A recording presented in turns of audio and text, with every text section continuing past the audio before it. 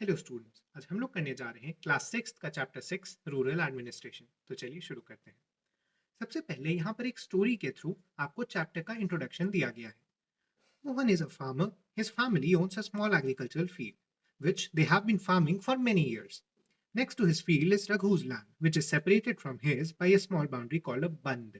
तो ये नाम आप याद रखें कि जो छोटी बाउंड्रीज होती हैं लैंड को सेपरेट करने के लिए विलेज में, उन्हें बंद कहा जाता है। One morning, Mohan noticed that Raghu had shifted the bun by a few feet. By doing so, he has managed to take over some of Mohan's land and increase the size of his own field. मतलब रघु ने उस बंद को थोड़ा खिसकाकर मोहन के land पर कब्जा कर लिया। Mohan was angry but also a little frightened. Raghu's family owned many fields, and besides, his uncle was also the sarpanch of the village. But even so, he plucked up courage and went to Raghu's house. Raghu एक काफी influential आदमी था। उसके uncle sarpanch रह चुके थे गांव के, और वो काफी ज्यादा लैंड ओन करता था। इसीलिए मोहन को थोड़ा सा डर भी लग रहा था। A heated argument followed. Raghu refused to accept that he had moved the bun. He called one of his helpers and they began shouting at Mohan and beating him up. The neighbors heard the commotion and rushed to the spot where Mohan was being beaten up. They took him away. तो रघु ने उल्टा मोहन को ही पीटना शुरू कर दिया, जिसके कारण काफी सारा हल्ला होने लगा और नेबर्स ने आकर आखिरकार मोहन को बचाया। He was badly hurt on his head and hand. He was given first aid by one of his neighbors. His friend, who also ran the village post office, suggested that they go to the local police station and file a report. Others were doubtful if it was a good idea because they felt they would waste a lot of money and nothing would come out of it. Some people said that Raghu's family would have already contacted the police station. तो कुछ लोगों ने recommend किया कि police station जाया जाए, लेकिन villages में एक मेंटालिटी होती है कि पुलिस स्टेशंस जनरली काफी ज्यादा पैसा ले लेते हैं लोगों से काम करने के बदले। इसीलिए लोगों को डाउट हो रहा था कि पुलिस स्टेशन जाने से कोई फायदा होगा भी या नहीं।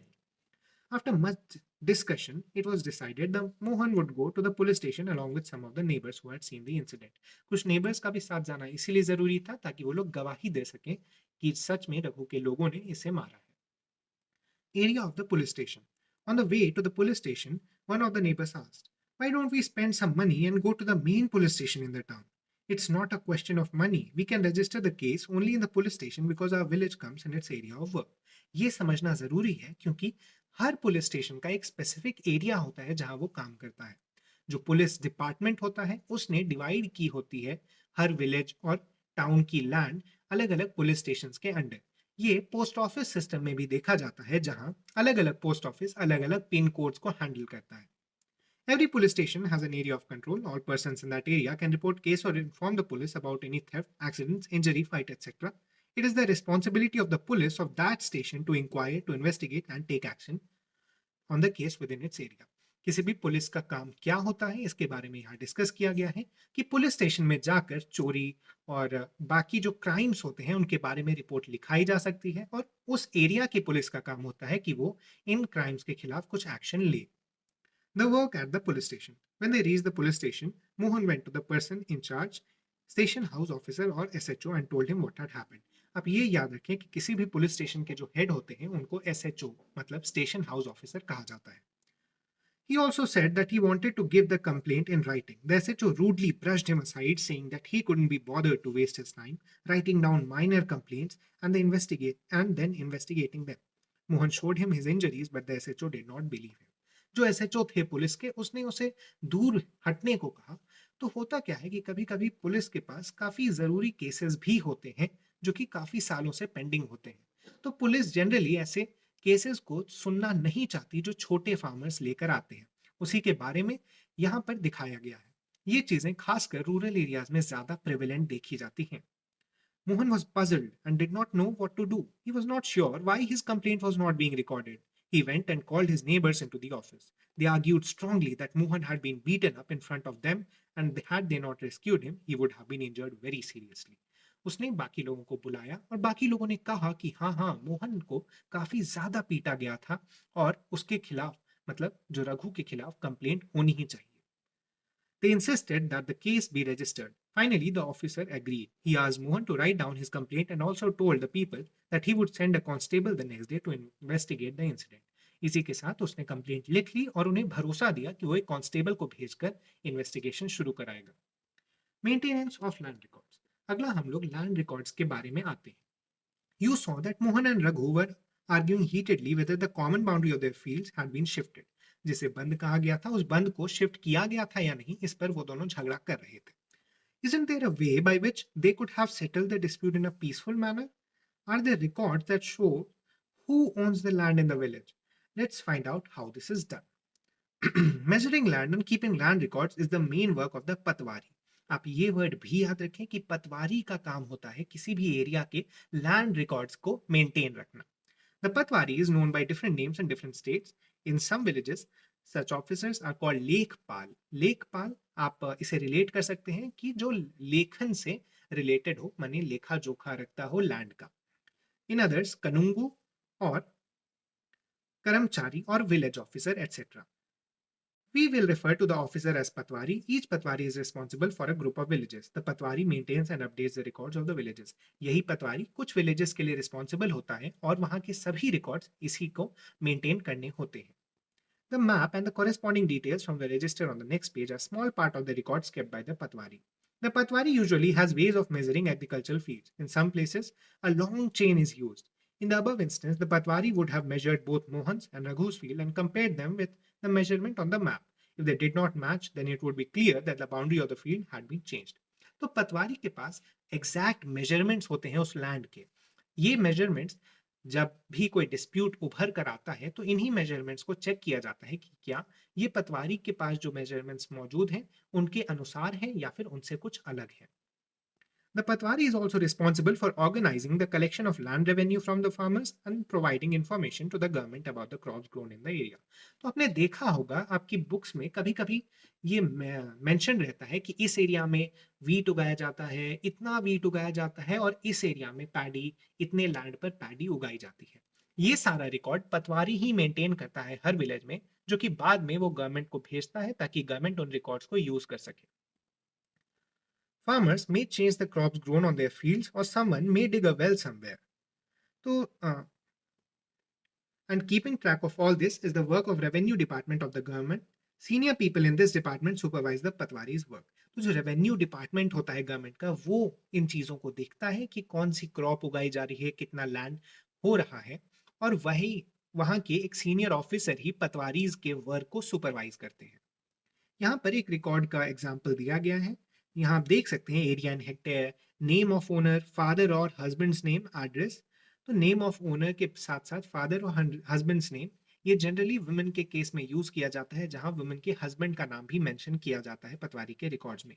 विलेजेस में एक पैट्रियार्कल सोसाइटी को बेटर प्रेफरेंस दी जाती है, जिसके कारण वुमेन अपने हस्बैंड पर डिपेंडेंट होती हैं, मानी जाती हैं कि वो उनका नाम भी वुमेन के नाम के साथ इंक्लूड होना चाहिए. It is rented to some other farmer. अगर उस फार्म पे रेंट लगाया गया है तो उस रेंट का अमाउंट और रेंटर का नाम, area cultivated, area not cultivated और कौन कौन सी फैसिलिटीज उस लैंड को प्रोवाइडेड है. और इसके साथ साथ एक मैप भी प्रोवाइड किया जाता है. ये एक रफ मैप ही होता है, लेकिन ये टू स्केल होता है. मतलब जिस स्केल पर वो उस गांव के हेक्टेयर, मतलब उस लैंड के हेक्टेयर वाइज उसका स्केल होता है. जैसे आप देख सकते हैं यहाँ पर नंबर 1 0.75 और नंबर 2 3 हेक्टेयर्स. तो यहाँ पर जब आप कंपेयर करेंगे तो नंबर 1 से बड़ा होता है नंबर 2 वाला, और इससे हम एक रफ एस्टिमेट लगा सकते हैं कि कैसा दिखने में लैंड होता है. All states in India are divided into districts. For managing matters relating to land, these districts are further subdivided. These subdivisions of a district are known by different names such as tehsil, taluka etc. आपने अगर newspaper, Hindi newspaper generally पढ़ा होगा तो वहाँ पर तहसील के बारे में कई सारी चीज़ें आती रहती हैं न्यूज़ में. तो वही तहसील या तालुका के नाम से जाना जाता है किसी भी डिस्ट्रिक्ट के सब डिविजन्स को. At the head is the district collector and under her are the revenue officers also known as तहसीलदार. तो तहसील के हेड को तहसीलदार कहा जाता है. डिस्ट्रिक्ट कलेक्टर सबसे हाईएस्ट पोस्ट होती है किसी भी डिस्ट्रिक्ट के इस मैटर्स को मैनेज करने के लिए. They have to hear disputes. They also supervise the work of patwaris to ensure that records are properly kept and land revenue is collected. They make sure that farmers can easily obtain a copy of their records, students can obtain their caste certificate, etc. The Tehsildar's office is where land disputes are also heard. तो land से related जितने भी disputes होते हैं वो तहसीलदार ही manage करता है. यहाँ पर आप जो फंक्शंस दिए हुए हैं किसी भी रेवेन्यू डिपार्टमेंट के, उन्हें जरूर ध्यान से देख लें. जैसे यहाँ पॉइंट्स बनाए जा सकते हैं. They have to hear the disputes. They have to supervise the work of patwaris and ensure that records are properly kept and land revenue is collected. They make sure that farmers can easily obtain a copy of record. Students can obtain their caste certificate. और इसके साथ अब ये point भी include कर सकते हैं the tehsildar office where the land disputes are resolved. Farmers often require a copy of their land's record together with a map, as shown in the previous illustration. They have a right to this information. They may have to pay a small fee for this. However, this information is not easily made available, and farmers sometimes have to face many problems to get it. In some states, records are now being computerized and also kept at Panchayat office so that they are more easily available and regularly updated. तो पुराने ज़माने में या फिर आज भी कुछ 10-20 साल पहले की बात होती तो काफ़ी ज़्यादा मुश्किल हो जाती है इन रिकॉर्ड्स को ले पाना और साथ-साथ यहाँ करप्शन के कारण या फिर कुछ ऑफिशियल फीस के कारण लोगों को कई बार लैंड रिकॉर्ड्स जानबूझकर भी प्रोवाइड नहीं कराए जाते थे। इसीलिए इन लैंड रिकॉर्ड्स को कुछ स्टेट्स में कंप्यूटराइज़ कर दिया जा रहा है ताकि लोग उसे आसानी से देख सकें और अगर कोई चेंज करना हो तो वो आसानी से किया जा सके। When do you think farmers may require a copy of this record? A farmer wants to buy a plot from another. ये भी एक क्वेश्चन बनाया जा सकता है। 5 पॉइंट्स दिए हुए हैं आपके पास कि एक फार्मर को कब कब उसके लैंड रिकॉर्ड्स की जरूरत पड़ सकती है। When a farmer wants to buy a plot of land from another, a farmer wants to sell her produce to another, a farmer wants a loan from the bank to dig a well in her land, a farmer wants to purchase fertilizers for his field, a farmer wants to divide his property among his children. इन 5 वजहों से farmers को land records की जरूरत पड़ सकती है। कई बार कुछ और कारणों के से भी उसे लैंड रिकॉर्ड्स की ज़रूरत पड़ती है। मान लीजिए अगर वहाँ पर कोई घर बनाना हो तो पहले उन लैंड रिकॉर्ड्स को प्रोवाइड कराना होता है ताकि उसी हिसाब से घर की प्लानिंग की जा सके। यहाँ पर एक पोएम दिया गया है कि कैसे विमेन के खिलाफ डिस्क्रिमिनेशन होता है इनहेरिटेंस में। Generally father to son inherit कर दिया जाता है ज़्यादातर प्रॉपर्टी को, जिसके कारण जो डॉटर्स होती हैं उन्हें उस लैंड या फिर उस हाउस का हिस्सा नहीं मिलता। वहीं यहाँ पर दिखाया गया है कि डाउरी देने के बदले अगर विमेन को इनहेरिटेंस का राइट दे दिया जाए तो वो हमारे सोसाइटी के लिए बेहतर होगा और डॉटर्स इससे ज़्यादा खुश रह सकेंगी। A new law, Hindu Succession Amendment Act 2005. Often, when we think of farmers who own land, we think of men. Women are seen as people who work on the fields but not as people who own agricultural lands. आपने ऊपर देखा था कैसे वहाँ husband का नाम भी include करना रहता है जो वुमेन लैंड को ओन करती हैं। यही सोच काफ़ी बुरी है हमारी सोसाइटी में और इसे ही बदलने की कोशिश की गई है यहाँ। Hindu women did not get a share in the family's agricultural land till recently in some states. After the death of the father, his property was divided equally only among his sons. मतलब सिर्फ बेटों के बीच उस property को divide कर दिया जाता था। Recently, the law was changed. In the new laws, daughters and their mothers in Hindu families can get an equal share in the land. The same law will apply to all states and union territories of the country. This law will benefit a large number of women. For example, Sudha is the eldest daughter of an agricultural family. She is married and lives in a neighboring village. After her father's death, Sudha often comes to help her mother with the farming work. Her mother has asked the Patwari to transfer the land and enter her name along with the name of all the children in his records. Sudha's mother confidently organizes the farming with the help of younger brother and sister. Similarly, Sudha also lives with assurance that if she ever has a problem, she can always depend upon her share of the land.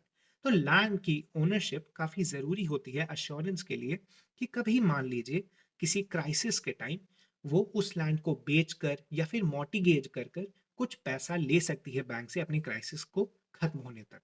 इसीलिए इस succession law को काफ़ी important माना जा रहा है women के independence के लिए और वुमेन के इक्वल राइट्स के लिए। इस लॉ पर अभी कुछ और भी मेजर डिसीजंस लिए हैं सुप्रीम कोर्ट ने, जिनके बारे में अगर आप न्यूज़पेपर्स पढ़ेंगे तो आपको पता चल जाएगा। Other public services, a survey. The chapter has looked at some of the administrative work of the government, especially for the rural areas. The first example related to maintaining law and order, and second to maintaining land records. In the first case, we examined the role of the police, and in the second, that of Patwari. The work is supervised by other people in the department, such as Tehsildar and Superintendent of Police, जिसे SP कहा जाता है common language में. We have seen how people use these services and some of the problems that they face. These services have to be used and made to function according to the laws that have been framed for them. You have probably seen many other public services and facilities provided by various departments and government. Do the following exercise for your village by visiting a nearby village or looking at your own area. अगर आप किसी गांव में रहते हैं तो आप अपने ही विलेज का सर्वे कर सकते हैं, या फिर आप कहीं दूसरी जगह जाकर किसी पास के गांव में जाकर इन सर्विसेज के बारे में पता लगा सकते हैं. List the public services in village areas such as milk society, fair price shop, bank, police station, agriculture society और seeds and fertilizers. ये एक्टिविटी आपको इंकरेज कर रही है एनसीईआरटी करने के लिए, एक डीपर इंसाइट लेने के लिए हमारी विलेज एडमिनिस्ट्रेशन के बारे में. ये जो चैप्टर के एंड में आपको टास्क दिए जाते हैं, ये आपको चैप्टर को बेहतर ढंग से समझने और कई सारे सॉल्यूशंस पर खुद से आने में इंकरेज करती है. इसी के साथ ये चैप्टर खत्म हुआ. हम ट्राई करेंगे कि जल्दी से इसके क्वेश्चन आंसर्स भी अपलोड करें. वैसे हम नेक्स्ट चैप्टर के साथ आपसे जल्द मिलेंगे. Thank you.